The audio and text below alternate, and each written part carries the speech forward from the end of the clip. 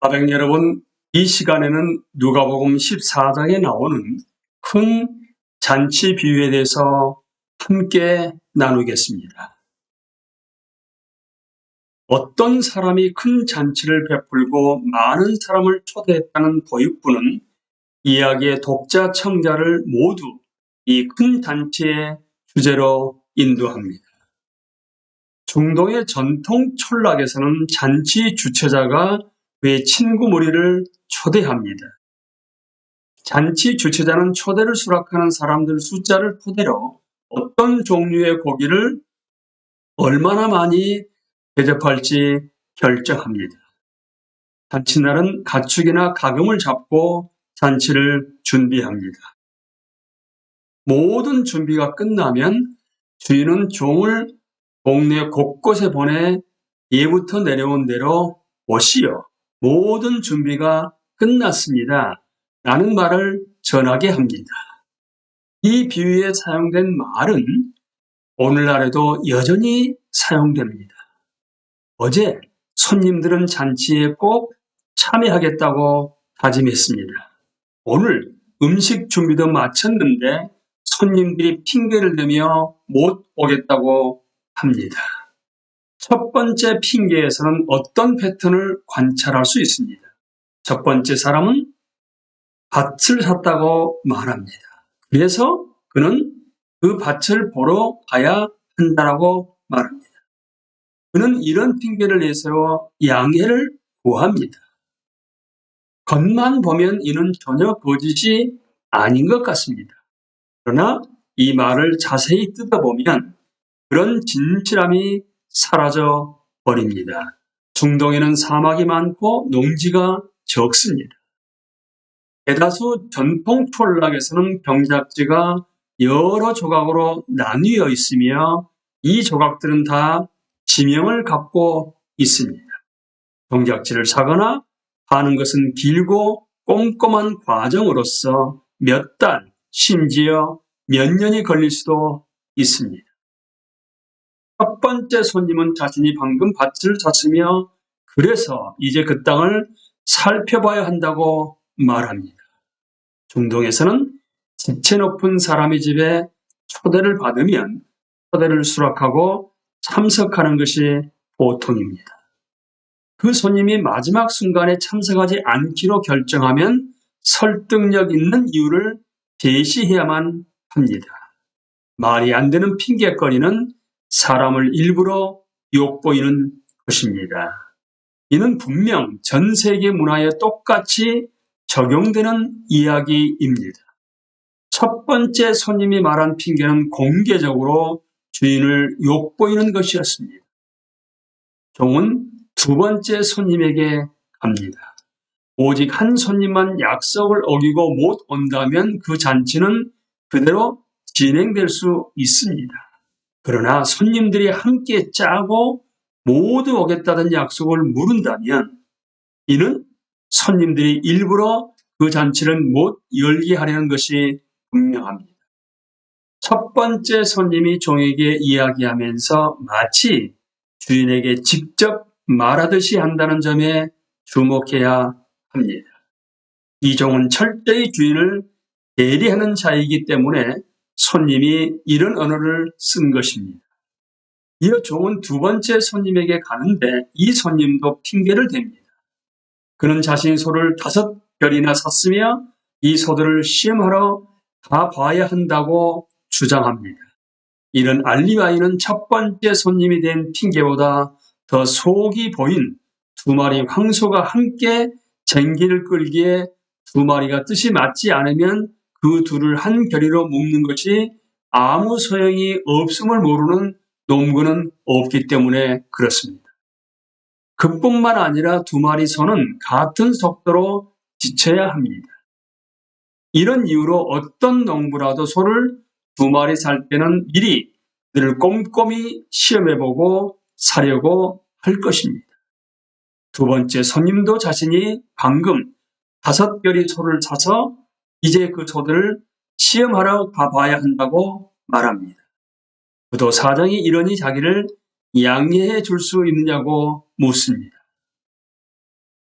두 번째 손님 역시 자신을 초대한 지체 높은 이를 공개적으로 욕보이려고 합니다. 세 번째 사람의 핑계는 말할 수 없을 정도로 당돌합니다.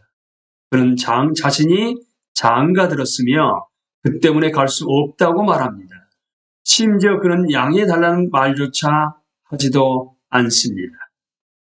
중동의 기사들은 누군가의 아내와 관련된 이야기를 할 때면 품위 있게 예의 바르게 말합니다. 그런데 이 세 번째 손님은 아주 무례한 태도로 이렇게 말합니다. 집 뒤에서 여자가 한 사람 날 기다립니다. 그 여자 때문에 제가 좀 바쁩니다. 제가 당신 잔치에 오리라는 기대도 하지 마세요. 저는 안 갑니다. 그날 밤 이 손님은 자기 집에 있을 것입니다. 그의 변명은 지극히 무례하며 도저히 받아들일 수가 없습니다.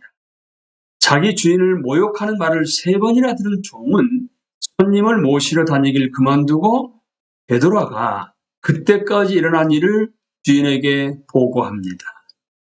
종은 손님들의 의도가 주인을 욕보이고 그 잔치가 열리지 못하게 하려는 것임을 알며 주인도 그런 손님들의 의도를 재빨리 간파합니다. 주인은 종의 보고를 듣자마자 화를 냅니다. 당장 이런 질문을 할 수밖에 없습니다. 이렇게 화가 났으니 이제 주인은 무엇을 할 것인가? 주인의 반응은 진정 놀라운 은혜입니다. 모욕과 불의는 큰 분노를 불러일으키지요. 그런 분노는 엄청난 에너지를 만들어냅니다. 그는 자기 종에게 이렇게 말할 권리가 있습니다.